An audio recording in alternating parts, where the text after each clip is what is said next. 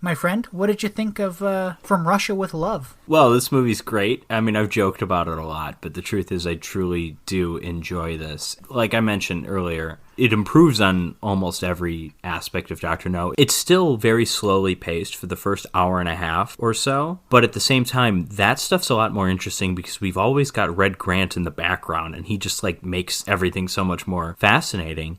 Yeah. And then also the last half hour or so, pretty much once we're on the train, or at least once Red Grant and Bond are talking to each other, from then on, it's like really exciting and it's fast paced. It's more in tune with action that we're used to today, a lot more so than anything in Dr. No.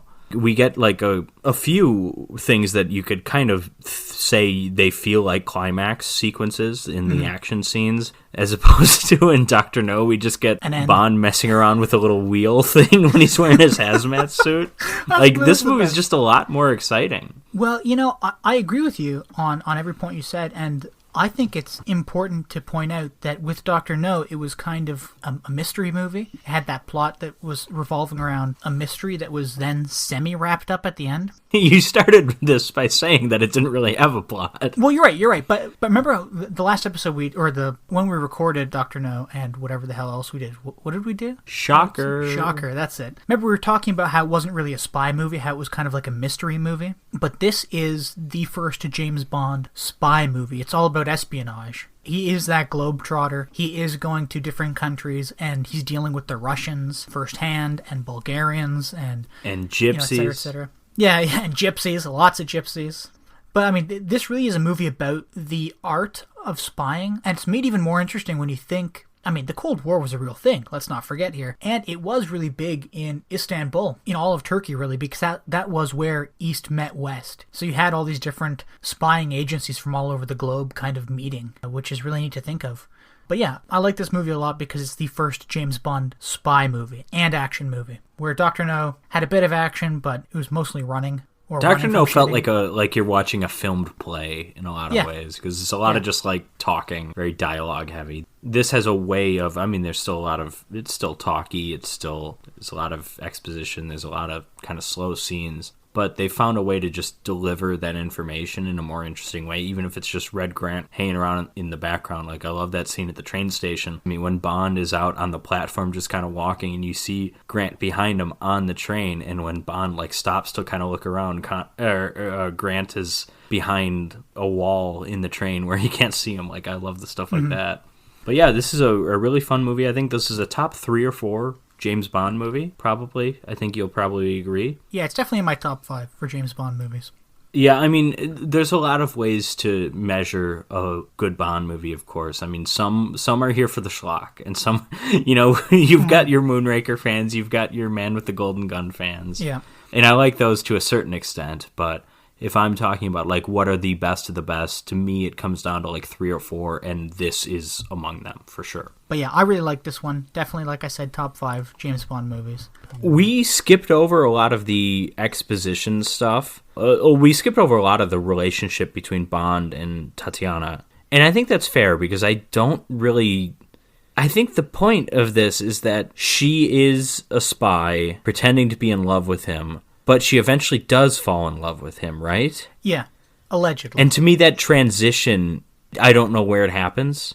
Because it feels like it's kind of real once they get on the train and he gives her this, like, new nightgown kind of thing. She feels like she's kind of into him, but I'm also wondering why. Does it happen when they're on that boat? And he's, like, he's recording her, which is this joke you mentioned. Yes, I forgot to bring that earlier. Up. You're right. Like, yeah, because that scene is weird, because it's right after they meet, and right after he gets the pickup at the Hagia Sophia.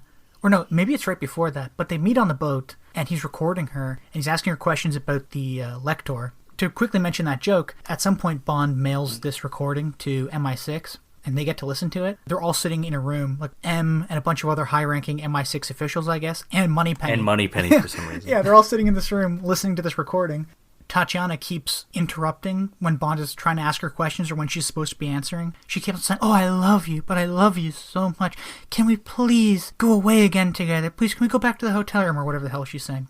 At one point she says, "Am I as good as the Western girls?" or something like that. And he says, Well, there was this one time when Em and I were in Japan, or when Em and I were in Tokyo, and then Em pauses the recording and like sends Moneypenny. He's like, okay, that's enough. Yeah. Yeah.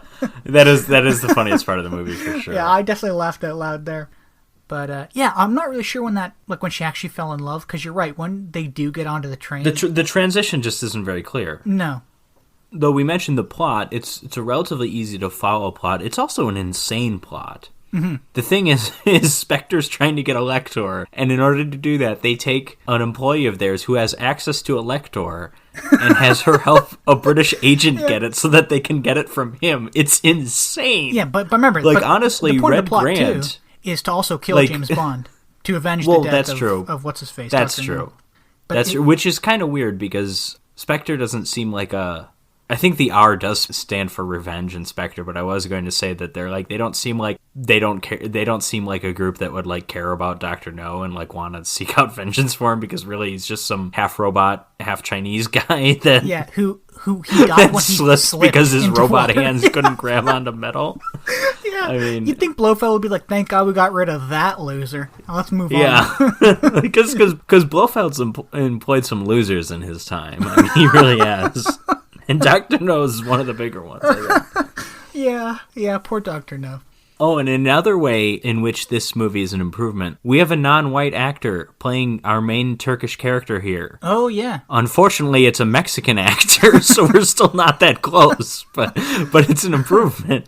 Well, it's a person of color, at least. We had Quarrel in Dr. No. Oh, yeah, well, I'm thinking more like the Asian Miss Taro and stuff like that. But you're right. Quarrel, definitely. Quarrel was Quarrel, yeah. Yeah, all the Asians that were played by white people in something vaguely resembling Yellowface.